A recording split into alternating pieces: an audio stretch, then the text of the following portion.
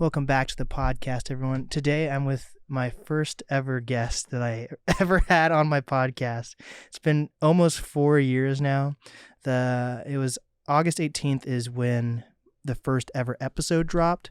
I'm going to be honest with you guys. I don't know the official date of when I wanted to become a podcaster, but within that previous week or two, I had this guest on. We didn't shoot. It was just audio. It was just audio. In someone's house, someone's friend's house. I don't know who it was. I no longer talk to the man, but yeah, that was crazy. I literally started in like a friend's house, and I had like one microphone and like a super shitty laptop. A MacBook. Yeah. And did I do that or not? I think I was debating whether or not to do it, but I was debating whether or not to pirate Fruity Loop Studios, but I ended up buying it. And that was like so right out the bat, I had already spent money on the laptop, the microphone, and then at FL Studios was $200. So like I was already, and I didn't have like $200 to really spend back then. So I was already invested by spending that $200. Yeah. And I met you through my guest today is Isaac. You know what's funny? Yeah. When we first did the podcast, you refused to tell me your name. Really? Yeah. And you're like, I don't want anyone to know my name. And you could say this episode is Sneaker 206. No, you said it was, Sneaker 206 or something. 206 Souls. 206 Souls. I didn't say my name? No. The entire time, like, I was like, so what's your name, man? And like, you would not tell me your name. And I was like, is this like a drug dealing sneakerhead or something? I did say that because I do remember I was really like, okay, so the whole name thing was like, I was getting enough hate already for like having all the shoes, but I was like, if people knew my name, they could just see where I live. Yeah. Like they can figure everything out. And then over some time I was like, I don't think it really matters like that much. But my name's Isaac. Now you know. Yeah, it's wild because after 4 years. After 4 years. So like I was very like obviously brand new to podcasting, and like you had no idea who I really was. So I feel like there wasn't much of like a relationship built on the podcast because like I had no idea what I was doing. You were like, what the fuck am I doing? And then maybe like a month or two ago, you come to this studio, Third Wheel, as a guest on my client's, your aunt's podcast. And like your whole like energy and vibe was different. Like you came in more confident. Yeah. Like you were talking to her about real estate and like your sneaker journey life. And I was like, damn, like you've grown, man. It's been a long road. I'll say that. Like initially when I did your podcast, I was watching a lot of Gary V. You know, the guy who always, and he was like, do garage sales. He was like, get on social media. Like I read a book when I was like 16 about like him saying, you got to get on social media. So I was like, all right, well, he does a lot of podcasts. He does YouTube. He does Instagram. I'm just going to do all three. So Jake posted something about you doing a podcast. And I was like, okay, I'm going to get on this podcast. Yeah. I'm going to get on Instagram. I'm going to get on YouTube. And it's actually funny. The first podcast I did, they deleted their channel. Damn. But they were growing really quick. And that video, they interviewed me, and I was like no one back then, but I knew them through a mutual friend, and that video hit like 75,000 views. Damn. And I was like, wait, people actually like sneakers, and I was like, I should start a YouTube channel. Like people want to hear about it, and no one wanted to hear about it, and I was like, start with doing a podcast with you, start with doing a YouTube channel, Instagram channel, but it's been a long road. It's been a really long road since, 2019? Yeah, man. I think it was, how old are you, by the way? I'm 22 right now. Okay, same. So we're the same age. So like we had both literally like just graduated high school. Yeah. And like, that was like the summer of graduating high school. And I just randomly decided that I wanted to be in like radio and media. Yeah. And I decided not to go to, when I really think about it, that's crazy. I skipped out on college. Like I had everything lined up, all the scholarships, and I skipped out on college to work in radio and be a podcaster. And like there was like no actual like business mind yet of like how to even make money off it. I was just like, I don't want to go to college. I'm just going to podcast. It's actually funny you say that. I was just about to get my associates. Wow. And I dropped. So you did like running start?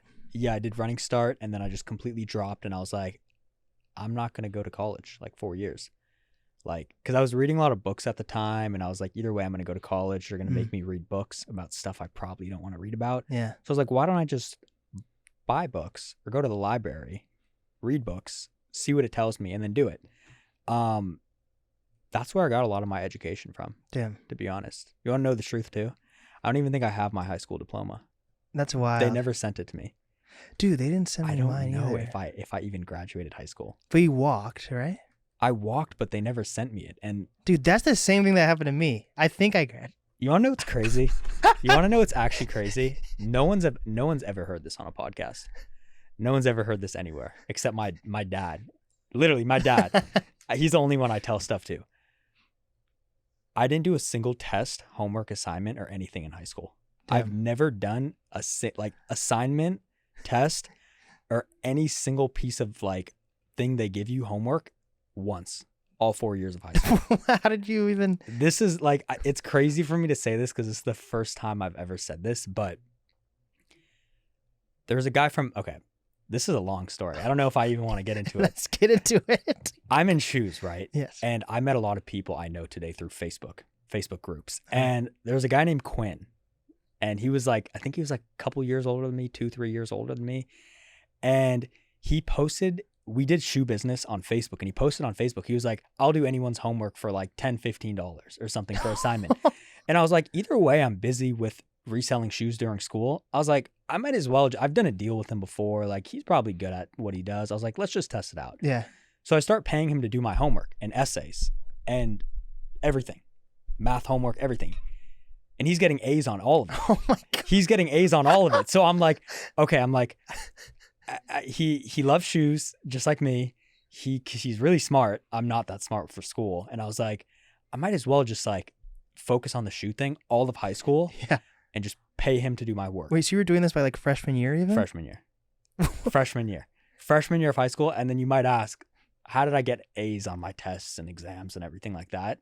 This is like the actually like craziest thing. Like people would never think this, but we would message through Facebook Messenger. And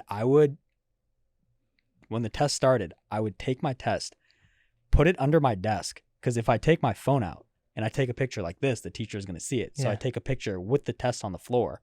Yeah. Take a picture, send it to him. He does everything within 15 minutes. What the heck? Sends a picture back to me. And then I just have my phone right here and I just write the answers. But your teacher like never caught you once? Never caught me. I almost got caught once. What? I was the only kid in the class who got 100% for my math test. Damn. And there was one question that nobody in the class got. And he was like surprised that I'm the only one that got it. And so he's like, why don't you come up here and tell the class how you solved this problem? Oh, shit. I didn't solve the problem. So I go up there and I'm like, so this is what, this is what I did. I like moved this. I didn't know what I was talking about. And then I looked at him and I'm like, aren't you the teacher? Like, don't you get paid for this? Yeah. And he was like, okay, you're right. And then he like sat me back down and then that's it. I never got caught. But Damn. Do I recommend that for anyone? Probably not. No. But like no one ever suspected, like, were you a quiet kid or like, were you outgoing or like, why did people, no one like expect you to be that guy or suspect me to be like the guy cheating on the, I don't know. I feel like I was just so like busy with the shoe thing because I've been doing it for like 10 years now. How old were you when you started? Either 12 or 13. Damn. One of those ages. So I was really young. I started in middle school. And so going from middle school to high school, I was like, I still need to do what I'm doing because I'm making money. I'm like, I want to still buy more shoes. I want to do different things. And like, I was like, I can't do shoes and school at the same time. So I have to delegate, the school part and pay out of my profits and then just keep doing shoes. And so I did that all 4 years. I definitely wouldn't recommend it to anyone. But you know some stuff, right? You probably know what 10 times 10 is. Yeah, I know what 10 times 10 is, but I probably know what 10 times 10 is from doing sneaker deals. Yeah. And like calculating profits like that. If you have 10 sneakers and you give away. Yeah. If you make $10 per 10 sneakers, you make $100. Like that's how my mind would work. And yeah, man, if you don't have a business you're running in high school, definitely don't do that. Yeah. Do not do that. Like, that's something I would say, like, yeah, don't do it. I don't know. Like, I didn't even get my diploma, so I'm happy saying that. I don't really care. Wait, so when you were signing up for classes going forward, did you let this guy know what classes you're going to take? Dude, he knew everything. What the And fuck? you know what's funny? Since he wrote all my essays, I wasn't that great of a writer. I could think of, like, you know, I'll tell him, like, this is what you write. This, like, I knew how to tell him it and he would do it. But, like, I didn't really know how to write that great. And so I wrote my first book the first year out of high school. And he wrote all my essays. And so I was like, why don't we just go in together on this book? Because I know everything you need to write. You just need to put it the right way. Like, write it the right way. And so first year out of high school, for my first book, I was like, we've worked together for like 4 years now. Mm-hmm. Like, I trust like, you've got an A on everything. Have you met this guy in person before that? Yeah. Okay. No. Before we worked together, no. I met him 2 years ago for the first time. Yeah. In Florida. It just happened. We were in Florida the same week. Oh my gosh. And I met him there. Shout out to Quinn. Damn. From Boston. That's my guy, Quinn. What the fuck? Yeah. And did you guys like kick it off when like you? Yeah. Wow. Super chill guy. So we kicked it off right away, and he was great. Solid guy. So he went to school? He went to school. Okay. I think he got his master's or something. Something he not master's, but like some business school. I think some college stuff, right? Some college stuff. I don't really know. And now he's in finance. Shout out to Quinn. Did he have like multiple people he was doing their homework for, or was it just you? After he found out, like, for like it worked with me, he started getting on more people and would like help more people. But yeah, I think I was the first one. I wonder if is that considered? I don't know if that's illegal or not. I guess we're not posting it if it's illegal. But I don't think it's illegal because it's like school. Yeah, I mean, if they put me in jail for cheating on my tests, so be it. That's so funny though. Yeah. Damn. Okay, so how'd you get your start with sneakers? We're just like, oh. Ooh. Someone's music gear is in this room. We're holding on to it. So let's treat this episode as like almost like I don't want to say a redo, but we'll dive back into things that because we're both better for it now. I feel like. Yeah. So you got your start at 12 or 13. Yeah. That's 12 or 13. Yeah, really young. Yeah. I feel like I didn't even really know much. I think I was wearing like. Is Fat Farm a sneaker? I think I was wearing like Fat Farm sneakers or some bullshit like off-brand sneakers when I was growing up. Fat Farm sounds like a Facebook like video game. I think that was a brand of sneaker I was wearing. It was like PHAT Farm or something. I could be wrong, but I was wearing like really off-brand is like bullshit clothes and sneakers that my parents were buying me. Yeah. And then like when I was, I'd probably say 12. My stepdad took me to the mall. Yeah. And like he bought me my first pair of like Jordans. One of them was like a Jordan 1 mid, and another one was like a pair of Flights, I think. Yeah. And I have like the red one still. The Flights fell apart. But like that was my first. I didn't even know anything about clothes or sneakers until I went to the mall and actually had someone buy me. So how did you get your start even knowing what sneakers were? I think I would go to the mall. There's a mall called Northgate Mall. They closed now. And I would go there a lot when I was younger. And they would have like the Chic shoes, Foot Locker, Foot Action. And I would just like window shop. I really liked all the shoes there. I didn't know what they were. And then I remember when I was either 12, I think I was 12, I bought the ugliest like Jordan Flights or whatever. They're like this tall. Like I thought they're sick. Yeah. And my brother went in my room and he's like, these aren't the Jordans you're supposed to wear. Like those are the fake Jordans. And I was like, what do you mean these are Jordans? Like they're Jordans. Like he's doing the dunking thing. I was like, they're Jordans. What do you mean? He's like, nah, like these aren't the Jordans. I was like, okay, like what am I going to get made fun of for wearing them? So I wore them and I was like, I thought they were the sickest thing. And then I came back to him and I was like, what do you mean by these are not the real ones? And he's like, they're not the retros. Yeah. And I'm like, oh. So there's like the cool version of Jordans and like the non-cool version of Jordans. And then he's like, yeah.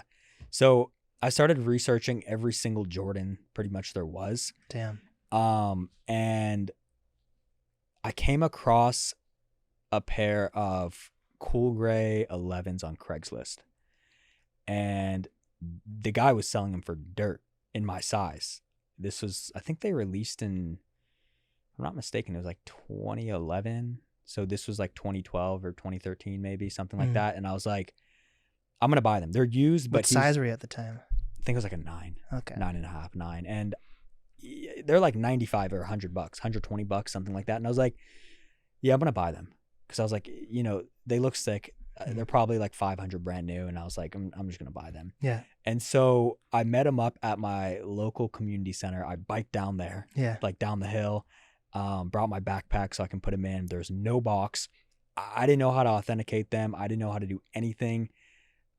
The guy came, they smelled like cigarettes and like the nastiest stuff, but I was like, I don't really care. So I paid him the money. Thank God they're real. I put him in my room in a little rep box, and my brother comes in and he's like, they're not real. And I'm like, what do you mean they're not real? Like, how are they not real? And he's like, the laces aren't right.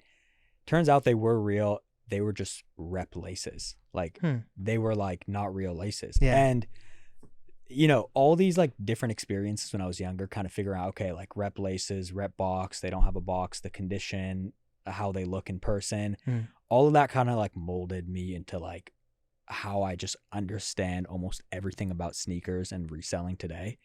But that was my first shoe, the cool gray 11. And I remember like, I would wear them a lot. Like I remember wearing them, to school a lot. I remember I wore them to like U Village and went to the Apple store and all that. So were you from like the North End? Yeah. Okay. When I was younger, and I would wear them. I wore them to the Apple store one time to like get my iPod fixed, and a bunch of employees are like, "Oh, 6 shoes, like 6 shoes." And then after that, I was like, "All right, like I'm gonna buy more. I'm gonna get more. Somehow I'm gonna get more. I don't know how, but I'm gonna get more." And so from then on, it was just like a nonstop grind of like finding shoes on Craigslist, finding shoes on Facebook Marketplace. There wasn't even Facebook Marketplace. It was like Facebook groups. And I would just be on there 24/7 and just find pairs, anything. But how'd you afford them at first? Like 12, 13? Yeah. So the cool gray 11s, I'm pretty sure I probably sold them for like $100 profit. After that, probably had a 300, 350, something like that. And then from then on, I would go on Facebook Marketplace. Then I would only buy used. So I'd buy another used pair, clean it up for like 2 days, sell it again. And I would take the bus to meetups, or I would bike to meetups. So I didn't have a car at the time. I'm young. My mom was not taking me anywhere. She would not take me anywhere. My dad would. Shout out to my dad. Like he would take me everywhere, but my mom would not. And my dad would work all day. So it was like the only time he could take me somewhere was at like 7 or 8. And that's another thing about meetups is like you don't want to do meetups at night.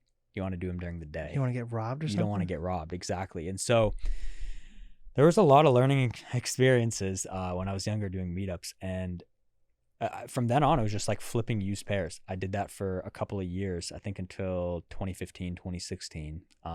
By then I probably had like maybe 10 grand. Damn, from used shoes. Yeah, maybe 10 grand. I can't remember. I would go to events to sell them, bring my friends with me. People would buy used shoes at events? Yeah. Yeah, they would buy used shoes. I would sell on eBay. Damn.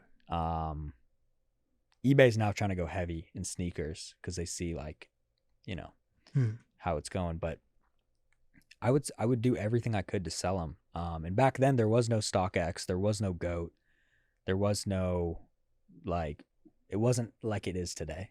Like resellers today, like to say the least, they have it pretty easy. Yeah.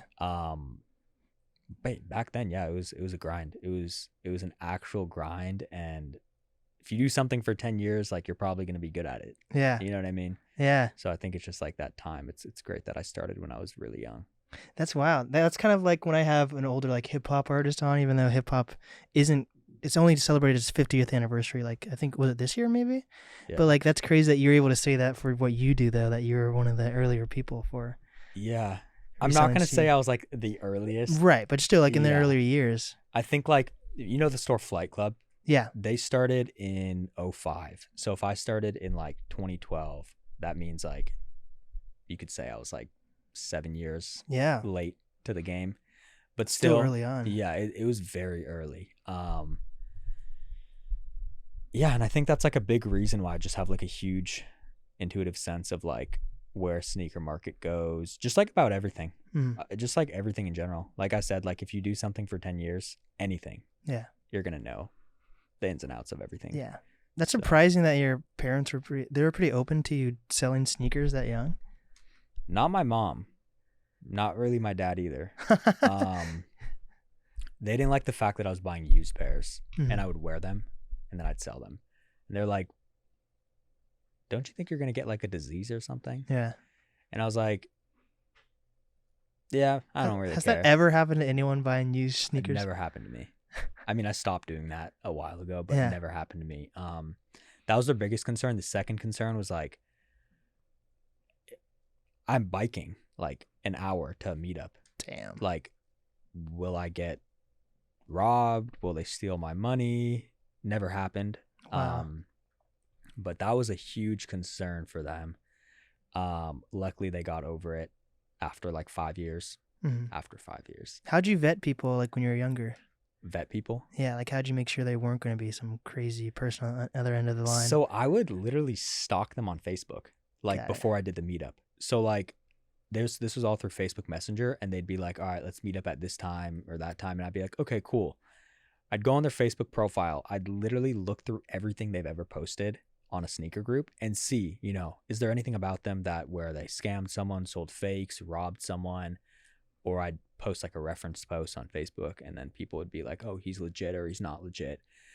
That's really how I did it. It was really just like references. And if someone else did a deal with them and it went smooth, I was probably fine. So that's really how it started on Facebook. Yeah, from then on, I kind of just like stopped doing used after Facebook and went towards brand new only. But that's only when I had more money. Yeah. So, but were there ever like, I know this is not that direct of a comparison, but like sometimes if I'm buying something off Facebook Marketplace or even Amazon under their like third party sellers, sometimes you have to take that. Like I just bought this. It's only like I only got it for like $50, but there's like these like mini DJ controllers, so I don't have to take up my entire controller to DJ every time I want to practice. They usually go for 100, and some random seller on Amazon was selling it for $50, and like you don't know if it's gonna be fucked up or whatever. And it was like almost brand new, right? So sometimes I take risks and like work with like something that looks shady or they don't have a lot of reviews, but you don't always want to do that. But for you, have you ever had like something you thought was going to be a big risk, but it turned out to be successful when you bought a sneaker or something early on? Absolutely. Yeah. So when I was, I did a lot of consignment with Flight Club. I think I started when I was like 15, maybe. I was pretty young. This was a while ago. And I was buying a pair of Jordan 11s and I didn't know how to authenticate. So I was just like, I came to the meetup and I was like, can you write an invoice for me on PayPal at the meetup? I was like, I don't want to do cash anymore. I was like, just write me a PayPal invoice, say they're legit and I'll pay it. And then if they're fake, I'll charge back or something. Yeah. And, he did it. And I was like, okay. And then, so I legit checked them with, one of the guys that actually owns an app called Check, which is like I don't know, it's a huge like legit check app. But this was back in 2015, 2014 when we were both like not really that big in sneakers. But now he has that app and I was like, yo, are these real? And he's like, yeah, they're real. I'm like, oh, okay, cool. So I consign them at Flight Club. I make like $250 off that flip. And then from then on, I just go crazy with it. Just buy. Sometimes ask him, are they legit? He'd help me out. But that was probably like a pretty scary moment because if they were fake, I would have lost pretty much all my money. Yeah. You know what I mean? Like, have you ever accidentally bought in fakes? I did a trade where I had Kobe Grinches and someone wanted to trade my pair for his Champagne 6s. I did the trade. I came home. The shoes are fake. And I never got a hold of him again. Damn. Never got a hold of him. I lost those Kobe Grinches. They were like 500-600 at the time. That's the only time I got screwed with fakes. That was tough. That was a tough loss too. What'd you do with them? I think I sold them to someone as like fake. I just told him they're fake, and he was like, "Okay, yeah, I don't care. I'll buy them for like half the price." And I was like, "All right." That was actually a tough like hit. I bet. To me, like that was a really tough hit. I went to the meetup with my dad pretty late to like some grocery store, Fred Meyer, and I came home, legit checked them with my like sent it to people, and they're like they're fake. That was a gut-wrenching feeling. I bet. Like that was tough because I was like, damn, like I can't even tell my dad either, because like then he's gonna be like, oh, like, you know, goes to show that the sneaker game is all like, you know what I mean? Yeah. So I couldn't even tell anyone. And then like, yeah, there's this whole thing about, you know, on Facebook calling people out. So I called him out. Nothing ever happened. I think the guy who sold him to me got banned, and he was like a meme for like a year. But aside from that, yeah, I mean, I just sold him as fake to someone else. Man, all these memories are coming back. Is your eye pretty good for like fakes and not fakes at this point? Yeah, really good. Yeah. And like, do you know, like, can you recognize most shoes just by looking at something and be like, that's what, like, you probably know these are Power phase. Yeah. I like these because they're very low key, where people think they're like just beat up shoes, but they're like still Yeezys. They are. Know? Yeah. I used to wear those all the time. Yeah, they're pretty. Super comfortable. Yeah, you know. Yeah. But like, no, and most people that I wear these around, they're like, what are those? Just look like shitty Adidas. I'm like, damn, thanks. No, they're not shitty Adidas at all. Fucking I used to buy a pair like every 6 months. Yeah. The leather ones, because I like them so much. I love them so much. Fuck yeah. So you just continue. Like, what kept you going in the sneaker game, man? I just like when you do something when you're young, it's almost like you have that like emotional connection to it, and like you just can't stop. You just have to keep going. And so I just kept going, and I was like, after, you know, doing the whole consignment thing with Flight Club since I was like 14, 15, I was like, okay, let me dive into investments and outlets. And I started doing outlets probably like around that same time. Like a Nike outlet? Nike outlet, yeah. Like I'd go to Nike outlets because I had a car at that time, 2016. Yeah. So I could now go to Nike outlets, and I would drive up to Tulalip. Yeah. Like an hour away or something.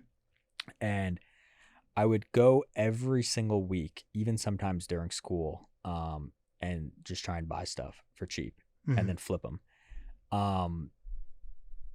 I did that a lot. That was like 2016, 2015. And then I was doing investments. That's a huge thing about like my brand now, Sneaker Invest. I named it after like investments on sneakers. And like 2016, I remember I was doing holds like before my first kind of big one, but 2016, the white cement 4s released. I think you know about those. And at the time, I think they were going for about 250, 260. And I was like, these are going to go up in price. All the other ones went up in price. I was like, I'm just going to go at it with my first sneaker investment. Back then, this was not that big. Yeah. Like everyone and every single reseller nowadays is like investments. Yeah. When I was doing it, like not that many people were doing it. Yeah. Like people wouldn't think about it as like a long-term, like hold it and it's going to go up in price. And so these white cement 4s in 2016 with the Nike Air on the back, that was like new. I was like, these have to go up. There's no way. Last time they released them were in like, I think it was like the 80s or something. I don't really remember, but it was a while ago. So I took all the money I had, started meeting up with every single person locally to buy size like 9.5 to 13. Wait, isn't something like 9.5 the most common size or something, or has that changed? It is, but you have to like for 4s, size 12 to 13 will always sell for the highest. Back then I kind of knew it, but I was still like experimenting with investments. And so I looked at every single marketplace near me for white cement 4s for anywhere from 250 to 260. I think I bought like 40, maybe 50 or something. I think it was like 40 of them. Put them in my closet, and I think it was like 3 or 4 months later, the shoe was at $350. Damn. Like it went up so quickly by $100 each pair. And in stocks, right? Like if you buy a stock for $250 and it's $350 in a couple of months, like that's a really good investment. Yeah. And so in my head, I was just like, okay, well, I sell all these 40 shoes for $100 profit. I'm making $4,000 doing nothing. Mm-hmm. They were sitting in my closet. I did nothing. I just bought them. They went up in price. I sell them. I make $4,000 within those 3 months. That's like, I don't know how much that is per month, but it's like a couple grand per month doing nothing. And so from then on, I was like, this investing in shoe thing is like, it can work really well, just like stocks. And from then on, I mean, I just kept doing different investments, kept experimenting. I think from the year 2016 to 2021, I don't think I had a single investment that failed. Damn. I don't think I had a single investment. And then 2021. But how do you know? Like, how do you know what's going to be a good investment? Just like the style? Back then, it was just like, it's so hard to say, but like, I wrote a book called Art of the Hold, which like kind of like breaks down my thought process behind investments. But back then it was just like intuition. It was weird. Like, it was just like I said, it goes back to been like doing it for so long, like watching these trends and seeing, you know, what happens here, what happens there. But back then it was just like weird, but like, I just kind of knew. I just kind of knew what was going to go up. I didn't have to think about it. I would look at a shoe and I'd be like, yeah, like that shoe's going to go up in price. It's also like, you also have to kind of have this sense of like, will people be wearing that shoe? You know what I mean? Will people wear that shoe? And then if a lot of people wear it, then there's not that many new pairs on the market.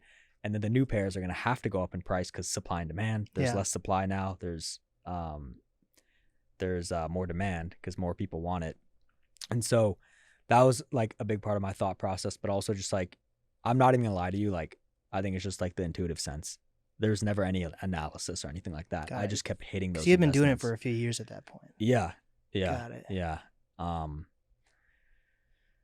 then I started posting them on YouTube, and that's kind of how I got my name out there. Every single sneaker reseller tried to do investments, I think, like after 2020. What did you do on YouTube though? Like, you talk about shoes or? Yeah. So my first video, this was a little bit after we did our podcast, our first podcast. I made a video about Travis Scott Jordan 4s. I bought 50 pairs of those for, I think it was like $400 per pair in 2018. And then literally 6 months later or a year later, the shoe's $1,000. Damn. Now you're going from $400 to $1,000. Yeah. Times 50 pairs. Yeah. So that's 600 profit times 50 pairs. I think that's like $30-something thousand in profit. And so I posted that video when they were $400 and I had 0 followers. No one was following me. And I posted that video and I was like, I already know it's going to go to 1,000. I'm just going to let, you know, the video do its magic. And then 6 months later, everyone's going to see it and then they'll see. It's like, it's whatever. Like, they'll see. And when I posted that video, every single person I was friends with in sneakers bashed me. There was not a single person that didn't bash me. And they're all like, this video sucks. Like, it's not going to work. Like, you don't know what you're talking about. And I was like, time will tell. We'll just see. And 6 months later, they go up to $1,000 and that video blew up. Like 6 months later when they went up in price, the video hit like 200K views or something. Damn. And I was like, damn, like that's pretty sick. And then from then on, nobody else on YouTube was talking about it. So I was like, I'm going to talk about it. Nobody has information on it. I'm going to give out the information on it. And so for like that whole time period, I was just posting what's going to go up and what's not going to go up. And that's kind of how my YouTube started, really. And are you still YouTubing? Are you still a YouTuber? I'm still YouTubing, but I'm focusing on, I post like once a month, maybe. I have a really strong, someone said this the other day, they're like, you have a cult fan base. Damn. I didn't really believe it because I was like, I don't know, it's not really like that. It's just shoes. But the more and more I start to think about it, like, if I don't post a video for like 3 months and I post another video, like, people still come back and watch. Like, people, it seems like they don't like, they just keep watching, which is awesome. But I post like once a month. I've slowed down because I recently started a software company with my buddy. Damn. Yeah, it's for sneakers. It's for sneaker stores. Wow. And the whole kind of thought process behind it, it's funny I say this, like it's everything, like everything is so relationship based, but the guy I started it with, I met him on Facebook when I was 15 on a Facebook group, and he used to own at the time the biggest bot company to bot sneakers. It was at the time like the biggest one. I'm sure people watching probably know. I don't know if I should. I'll just say it. It's called Easy Cop Bots. Okay. If you've been in the game for a while, they know. Like that was like the bot back then, and so I used to talk with him a lot, and then we kind of fizzled out in like 2018, 2017. He went to college and everything, and then fast forward, now we're working. You know, we finished this software, and we work with over 100 stores to provide it. And essentially, what this software does, it goes back to the Flight Club consignment thing. We built a software so these stores have the same infrastructure as Flight Club. So they're able to intake consignment, because back then that's how I was doing consignment with Flight Club. And I was like, why don't any of these other stores have a system to manage their inventory just like the $100 million company Flight Club?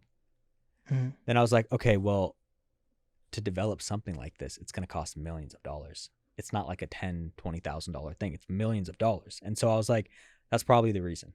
Like most sneaker stores aren't going to pay a lot of money for it. And I was like, this is a real problem, because like I want to consign with some of these stores. Like there's a store in Seattle that uses it. And I was like, I want to consign with them, but how are they going to track everything? How are they going to pay me out? How are they going to manage the inventory? How are they going to separate the store owned from consignment?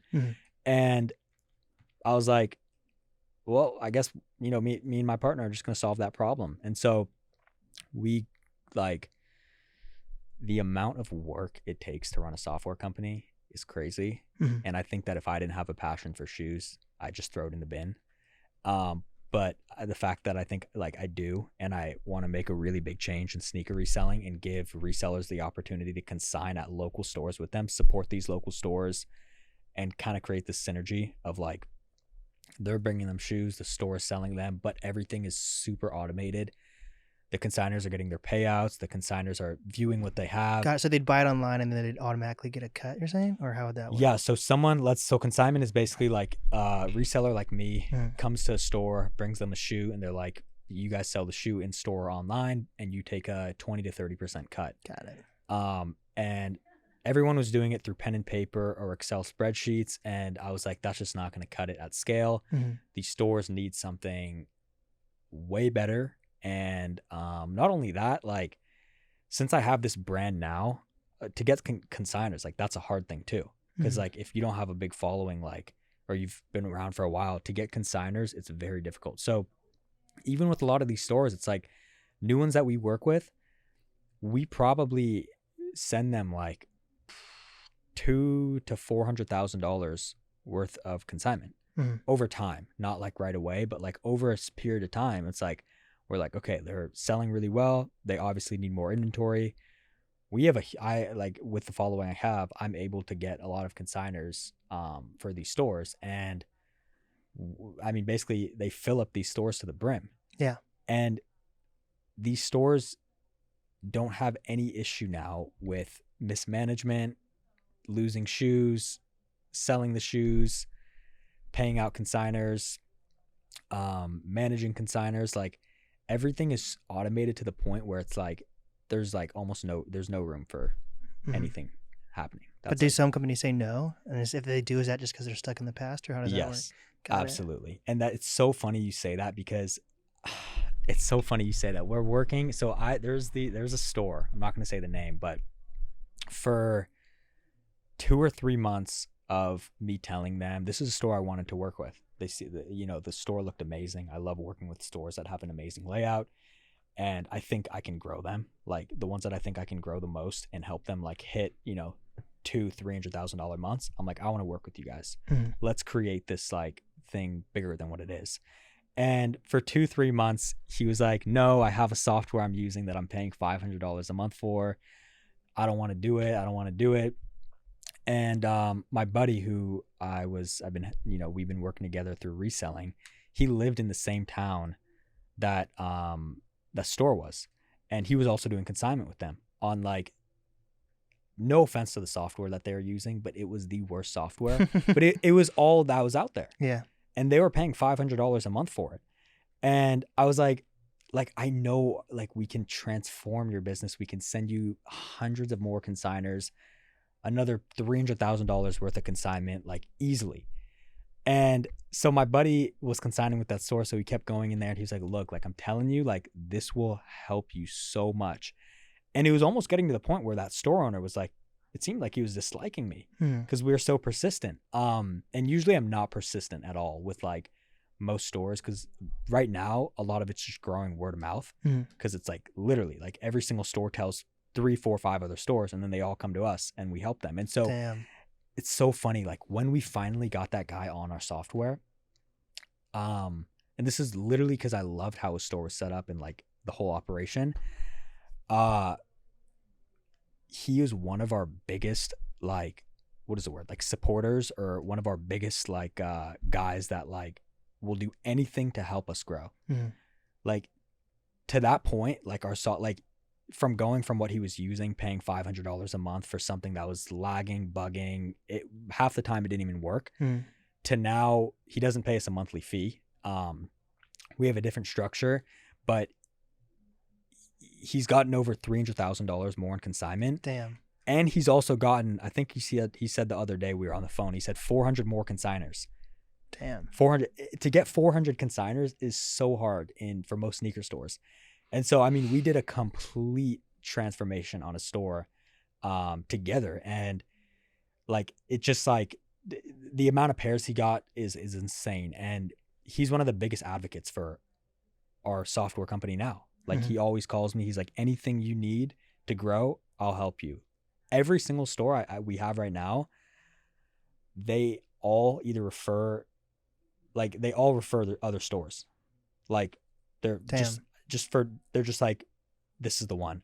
And so like, and could that work for clothes as well? Yeah. Yeah. A lot of them sell clothes. And that's actually the funny thing is like on clothing, margin is higher. So like for sneakers, let's say your margin's like 20-30%. Clothing, your margin's like 50-40%.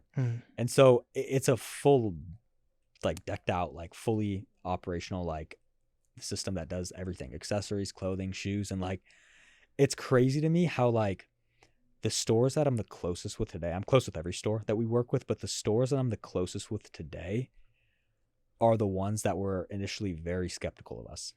They're like, oh, like I'm used to doing Excel spreadsheets and everything like that, or I'm used to using this dinky software.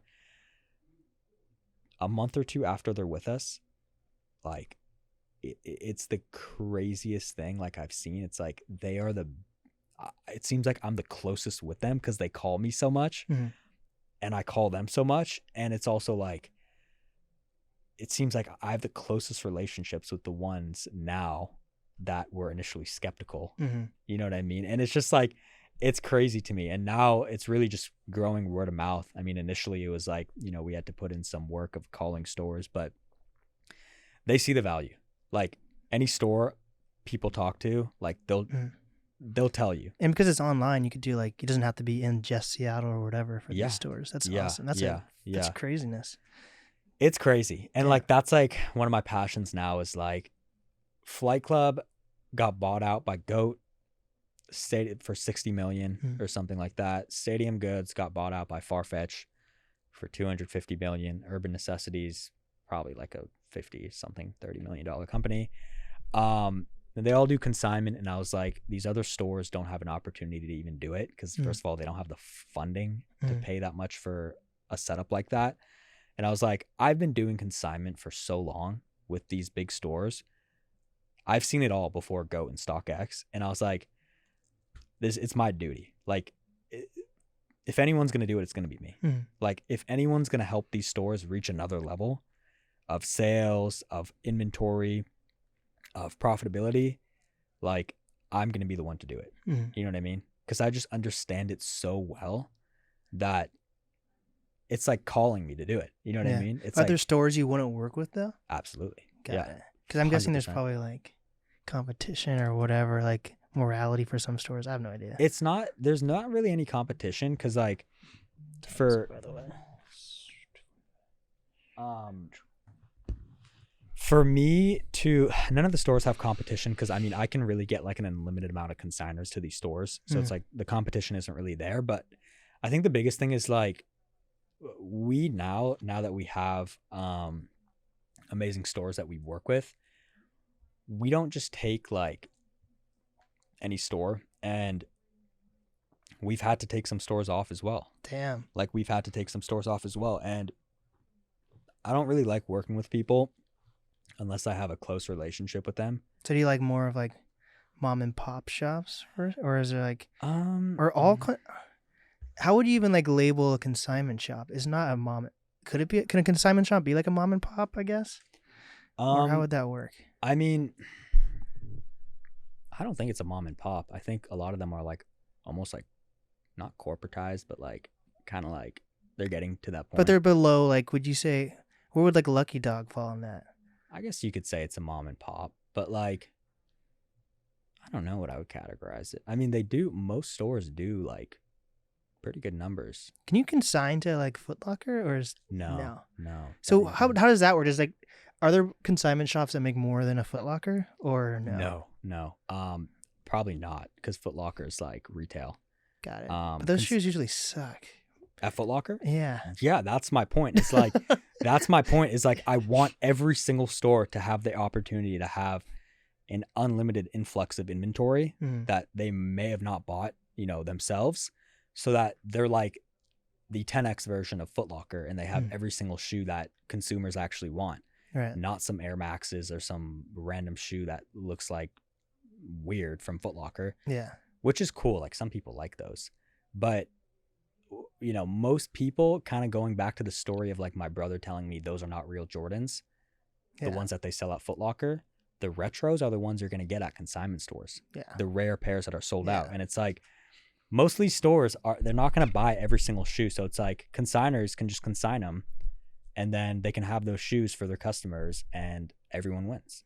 Everyone eats. And so that was really my thought process behind it. And like, I think in the next couple of years, we're probably going to do another podcast. Fuck yeah, man. We're going to do another podcast, follow up again in the next couple of years. We're going to see like a huge shift in sneaker stores going from Lucky Dog being buy, sell, trade to being more like a flight club, being more like a Stadium Goods, being more, I guess you could say like, corporatized? Is that But if it's corporatized, does that mean for the consumers, things get more expensive for them though? Or does that work? Yeah, absolutely. So that's good for the company, but shitty for consumers? Or it's good for the company. But the thing is consumers can go on GOAT and StockX.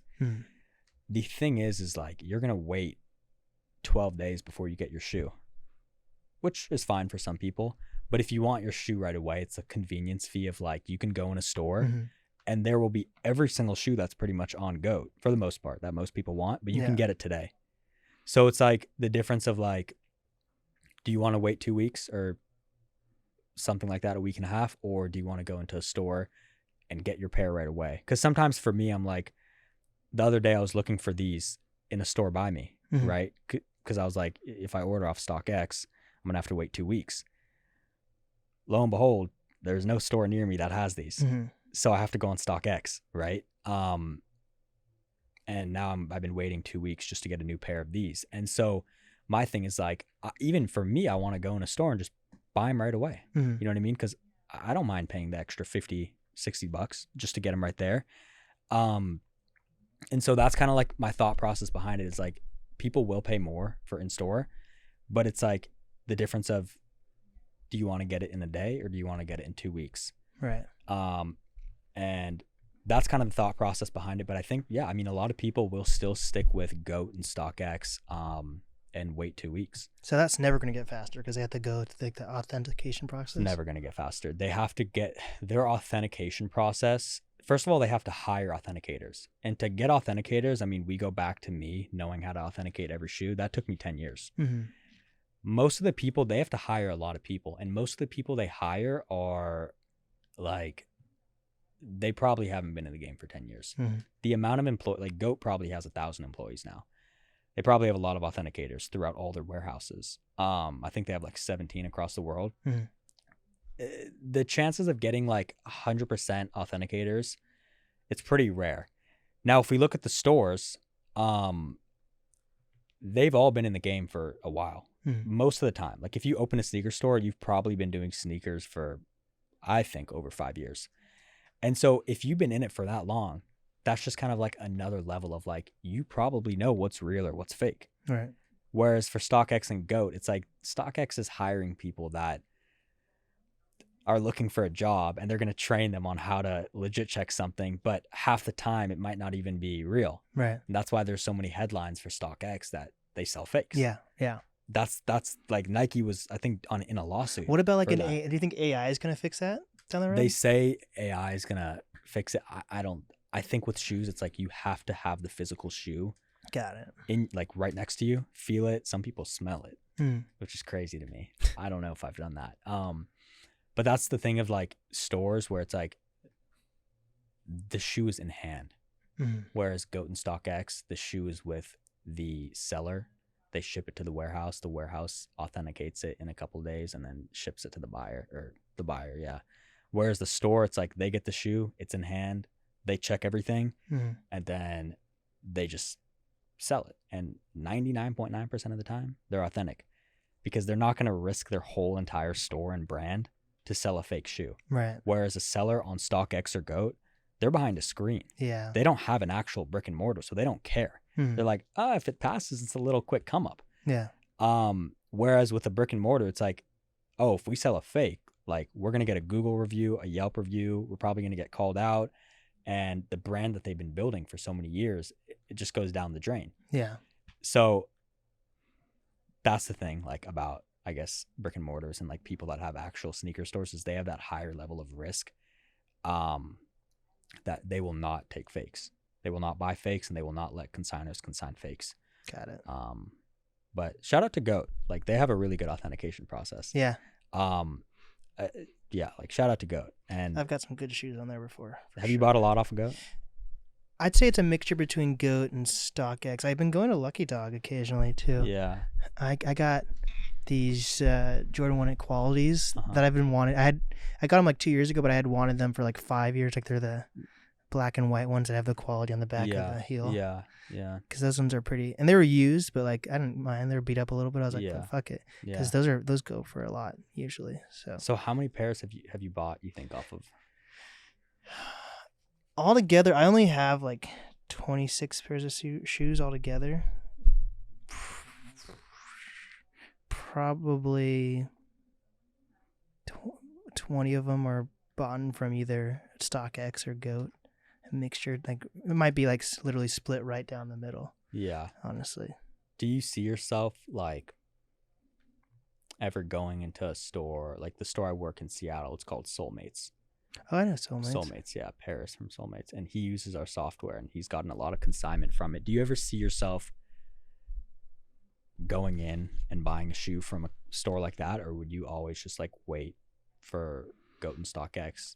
I would go in the store if I thought it was an actual good deal. Like I literally got these power phases 2 or 3 years ago for, I kid you not, $60 from Lucky Dog. I got power phases from Lucky Dog too. Yeah. 3 years ago. Yeah. Yeah. So like if it's an actual, like if I genuinely feel in like my heart that's a good deal, I will buy it in store. Yeah. But sometimes I feel like things are overpriced in stores, but that's all relative. Like how do you know if you're actually getting ripped off at a store or not? Yeah. Because like there is like definitely like the convenience fee, and then also comparing to how much it's going for online. Yeah. But you never know really. You never know. I think for people that want a shoe right away, or even clothing or accessory, whatever it is, chances are you're going to get an authentic item from a store right away. Like you can just go, but you're going to pay more. Yeah. But it's going to be authentic. Whereas with StockX for clothing or whatever it is, there's a chance it might be fake. And there's also that 2-week waiting period of like, if they are fake, now you have to go through the whole process of getting them shipped back. And now you paid for a shoe. You waited 2 weeks. Now you're probably going to wait another 2 weeks to get the shoe again. Yeah. Now a month goes by Yeah. and you don't have the real shoe. Whereas with brick and mortar, consignment shops or sneaker shops, it's like, if you have, every state has a couple of them. Some states have 50 plus of them. You can just see which one has the shoe you want for the cheapest and then go in there, get it the same day. You're going to pay more, obviously, but it gives you that safety of like, you're not going to have to wait and you're not going to have to think, oh, is it real or is it fake? Right. So that's definitely a huge part of it. Which I guess I'm an advocate for it, because that's what I'm trying to do. You know, that's like my goal for every sneaker store. It's like give them the tools and consigners and inventory and everything to succeed. Were sneaker stores ever actually hit by like this whole Kanye West controversy? Because I still see Yeezys in stores all the time.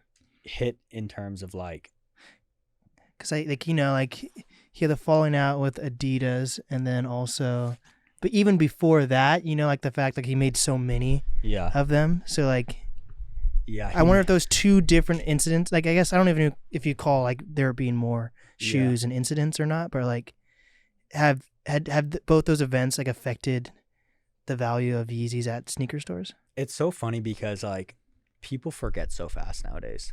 Like the whole thing about what Kanye said, like it was horrible, but nobody talks about it anymore. And people are like, oh, like his shoes are great. Or they'll say like he made college dropout or something like that. People, it's sad, but it's like people forget about this stuff so quickly and they move on. And sneaker stores are back to selling Yeezys. Most sneaker store, their number one sellers are like Yeezy slides. Yeah. And they sell them for $150 above. Do you like Yeezy slides? I like them. Yeah. I'm not going to lie. I still want the, what time is it, by the way? We've got a few more minutes. Then we've got to both bounce.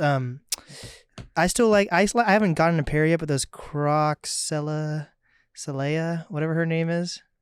I think I know what you're talking about. It's like Crocs XSELAH. Let me look real quick. Yeah. That's the only Crocs collab that I like. Crocs making a comeback. These, the Polex Claw. Wait. These. Let's see. Have you seen these? Yeah. I like these. Yeah. But like, I don't see too many people wear them. No. I will say this though, Yeezys are, I think, somewhat making a comeback. Adidas had a huge boost with Kanye, and I know they're gonna say they're gonna kick him off and everything, but like they're losing a lot of business doing that. And I think that sneaker stores they're all back to selling Yeezys. At first they're obviously like, no more selling Yeezys. Couple months they're like, oh, we're losing sales by not selling Yeezys, so they're gonna go back to it. But yeah, it is what it is. I think people tend to forget about things very quickly. Even if they're as bad as what Kanye was saying. So I don't really know where to.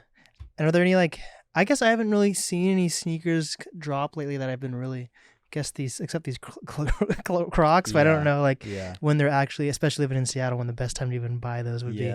The only pair of shoes I've been actually wanting, I still don't have a pair of Fear of Gods. I like the Fear of God Nike collab.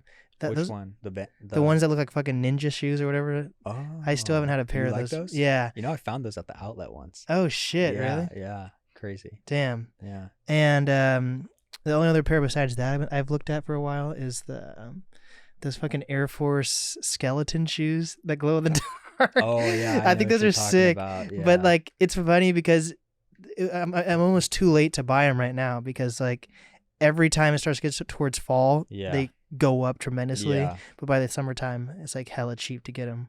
It's kind of sneaker investments, man.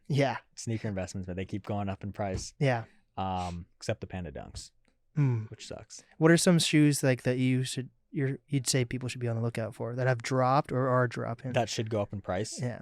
I haven't done it in a while. I know we're almost done with this. Let me quickly check StockX and just go through what they have, and then I can just so UNC toe. I don't know if the camera picks this up. Maybe. It's fine. Not if it's fine, it's not. But UNC toe, those bands are going for like 200. All the shops I work with sell them above 300. Some of them 400. That's a shoe. If it was 2020, man, would those be hitting? but it's not 2020 anymore. People aren't getting those stimulus checks. Yeah. But the GS as well. Okay. It looks like a 2020 shoe. Yeah. Right? That like TikTokers would wear.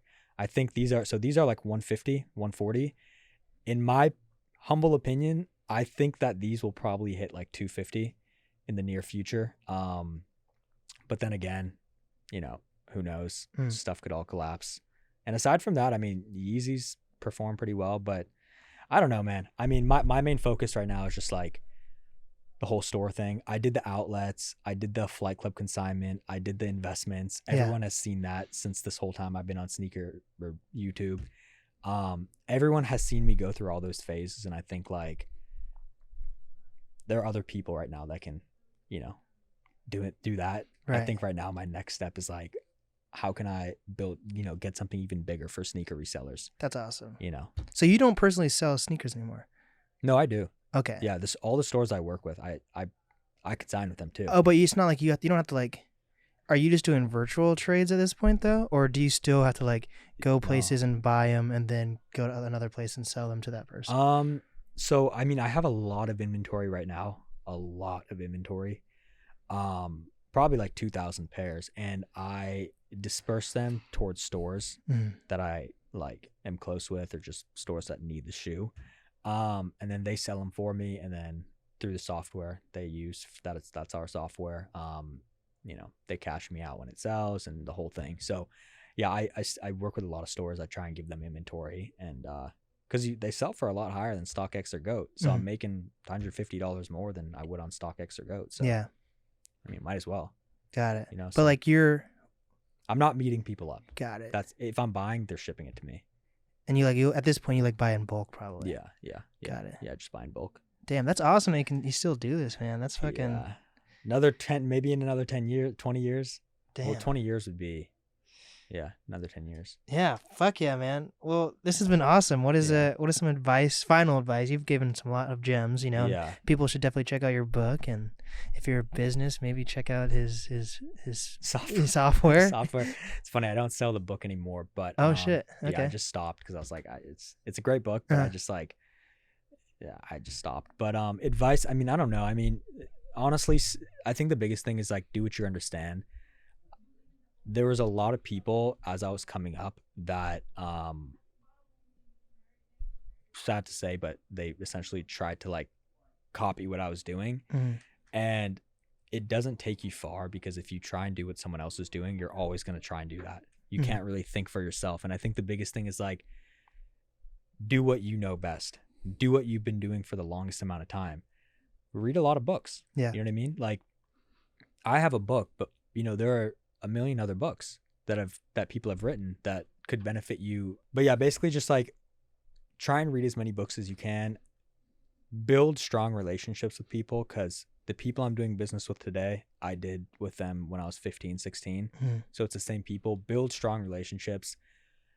Don't burn bridges. Yeah. That's a big one. Don't burn bridges. And I mentioned this in my first podcast, I think, this was before you. It was basically just be kind. That's it. Just be kind. Like in business, just be kind, and like don't assume that people owe you something just because you're a person. I feel like a lot of people think that. They think people owe me something just because I exist. And that's not the mindset to go into. Always give first before you ask in any business. So I think that's really important. And like I said, like do what's your calling. Like do what you really want to do. For me, it's shoes. For you, it's like podcasting and media and stuff like that.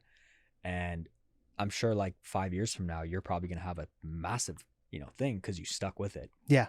We're going to come back to this in 5 years. Yeah. We're going to see in 5 years where it goes. And I know it's going to be big. 100%. Because you've stuck with it for so long. And yeah, I think that's really that. I mean, just keep working and keep doing your thing. Fuck yeah.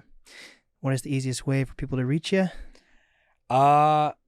Sneaker invest to reach me. That's the thing. I don't not to reach. I mean, you could do sneaker invest at Gmail, or not at Gmail, the Instagram. Okay. Gmail. What am I, like 50? Sneaker invest. Yeah. On Instagram, YouTube, I sometimes post on there. But aside from that, like, I'd say Instagram probably where I'd. Besides that, he's a ghost. He only sees. I'll try. Yeah. There we go. Yeah. Well, this has been the NAST podcast with Isaac. My real name. Now we know my name. Not 206 Souls. Not 206 Souls. I changed that name. It's not 206 Souls anymore. Forget about it. And we did it.